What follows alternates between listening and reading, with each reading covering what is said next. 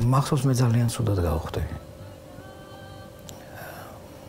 იმის გამო რომ ჩემი მეუღლე პრაქტიკულად კვდებოდა. ის ფეხმძიმეთი იყო და დილით რო გავიღვიძე, მე ვერ ვიცანი.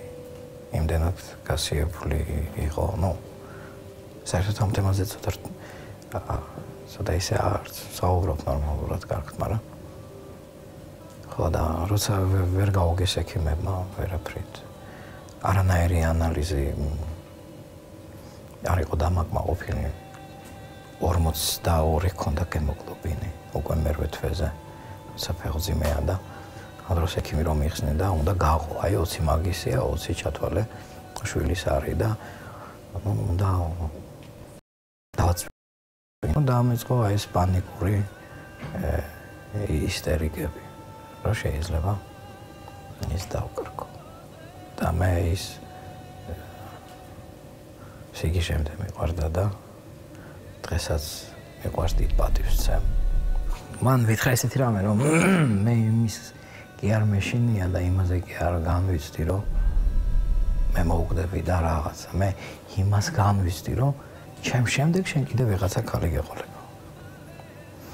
და მაშინ უთხარი წამოჯვარი დავიწეროთ. მოვიყვანე ქრისტინა მამა გაბრიელის საფლავზე. და უთხარი შენ სითხოვე მეთქი მარტო ჩემი ლოცვა ჩვენ არ გვიშველის მეთქი. და დავდე ასე მიწაზე. და ვეუბნები რომ მამა გაბრიელ მეთქი რა.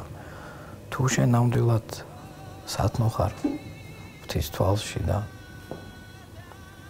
ხალხი რასაც შენ შესახებ იძახის ეს მართალია. გეხვეწები რომ ევედრე მეთქი ღმერთს რომ მშვიდობით მოილოგინოს ჩემო მეუღლე მეთქი. dim საღამოთი რომ დავზექი დავიძინეთ დილით ის ქრისტინა დამებრუნდა რომელიც იყო. ოღონდ მე მამა გაბრიელს მაშინ უთხარი რომ თუ მაგას გადამირჩენ და ჩემი სიცოცხლე იქნება საჭირო მონაზვნობაში მე წავალ დავტოვებ ოღონდ ეს იყოს ცოცხალი თქო. და რომ გადარჩა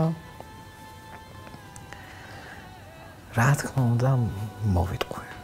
თქვენ რა აზრები აღარ შემოვათავში ხოლმე განსაცდელის პერიოდში. მაგრამ მერე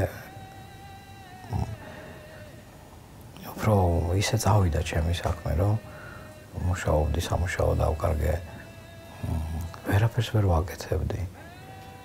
ყველაფერი იმისკენ მიდიოდა რომ მაჩვენებდა მე რაღაც ხო იცით როცა როგორც სასულიერო პირი, როგორც მართლმადიდებელი ქრისტიანის სიზმრების არ უნდა გჯეროდეს მაინც და მაინც, მაგრამ როგორც მაინც საქართველოსდან წამოსული ყოველთვის ჩვენ უფრო აი ვიდრე აი რო ავიღოთ უკრაინა, რუსეთი, ამათ ესეთი რაღაცების, მაგრამ არ ჯერდანა. და ჩვენ რო ისეთი ემოციური ხალხი ვართ, რომ ყველაფერს ყურადღებას ვაქცევთ, მით უმეტეს სასურველებში ეს არის. აბა სიზმარი ვნახა, მე მთელი ოჯახი ჯდება და მსჯელობს ნეტავ აი მაგალითად ჩვენ გუშინ მივედით ჩემთან სახლში მივედით და დედაჩემ მეუბნება ბიჭო სიზმარში გნახე შვილო თითქოს ესე იყავი და ამაზე მსჯელობთ გესმით ეს ნორმალურია სრული ოჯახის ტრადიციაში და სიზმარი ვნახე რომელიც დედაო ვნახე რომელიც მითხრა არ გცხვენიაო შენ რა შეპირდი ღმერთს და რას აკეთებ დღეს ეს ერთხელ გამეორდა ორჯერ გამეორდა და მე წავედი დილის 4 საათი იყო აპტეკი და წავედი.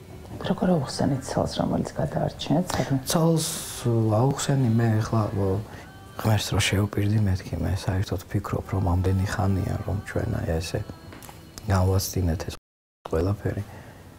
ეს არ არის ნორმალური და სწორი. არც ღვთის თვალში, არც ჩვენს გულში და მამա მითხრა შენ ცხოვრებაში თუ მე ვიყავი ბოლო ქალი წადი და აღიკვეცე. ავდექი და წავედი. გადაწყვეტა ეგრეთ პირობა მისცა და ეს პირობა უნდა და რომ აისრულა და ღმერთთან მისცა პირობა და რთული არ იყო თქვენთვის? როგორ არა, მაგრამ უკვე უფრო ძლიერი გავხდი და ღმერთი არ დამტოვა და ქრისტინამაც ბევრი გადაიტანა. როგორი ახალგაზრდა ქმარი ბერად რომ აღიკვეცა, მაგრამ და ყოველთვის რა იყო იცი ჩემი ბედნიერება სულიერად რო იტყვიან რომ აი თითქოს ერთმანეთს გრძნობენ ესენი თავიანთი ლოცვებით ქრისტინას გარეშე აი მამა სერაფიმას მე მივსებს ქრისტინე ეს გაქვთ ურთიერთობა რა თქმა უნდა ურთიერთობა გვაქვს ისეთი ხშირი არა მაგრამ ჩემს მშობლებთან ცხოვრობენ და ბავშვების ზრდის უკვე დიდი გოგოები არიან რამდენი შვილი გყავთ? ორი, აი ქრისტინასგან ორი და პირველი მეუღლე მყავდა მე საბერძნეთში, მისგან ერთი. ის საბერძნეთში 21 წლის არის. 15 წლის ვიყავი, როცა დამოოჯახა დედამ. და გაოჯახა? ხო, ნუ რო არ წასულ ვიყავი. და ეს რაღაც მოხდა. გონი შუქები. შუქები ჩაქრა. ჩემი გადაწყვეტილებაც არ იყო. ეს დავემორჩილე დედაჩემს. და რატო უნდა და დედას რამესა? მე იმიტომ რომ პრაქტიკულად მე არ ცხოვრობდი საქართველოში, სულ რუსეთში ვიყავი. იქ მამა ჩემი წამიყვანა სამუშაოდ და ეს იყო 90-იანი წლები, წარმოიდგინეთ როგორი რთული ვითარება იყო მაშინ დიღმის ტრასაზე რო გადავდიოდით. იმ მართულით მიმაგრებული იყო რკინის კიბე, ჩავდიოდით ეს 12-13 მეტრა. შეხავდით შეშას და ამოქ ვქონდა რომ დიშვილი ახალი შეძინილი მყავდა და რომ ის არ გაციებულიყო არ შუქები არაფერი და ესე დროს რა თქმა უნდა მამა ჩემმა თქვა რომ ბავშვმა რაღაცა მაინც დაინახოს და წამიყვანა რუსეთში. ხო და იქ განვაგზა სწავლა მე-9 კლასის და როცა ჩამოვედი შეეგრევე მოხდა ეს რაც მოხდა. ანუ პრაქტიკულად რაღაც სამკვირაში. დაქორწინებასაც საუბრობ? მე. და ალბათ მალევე გაქორწინდით. 18 წლის ასაკში. მეორე ქორწინება უკვე როგორც მოხდა დიდი სიყვარული იყო. ხო. ერთმა დამიფაროს ჭდილი იმ პირველ მეუღლეზე.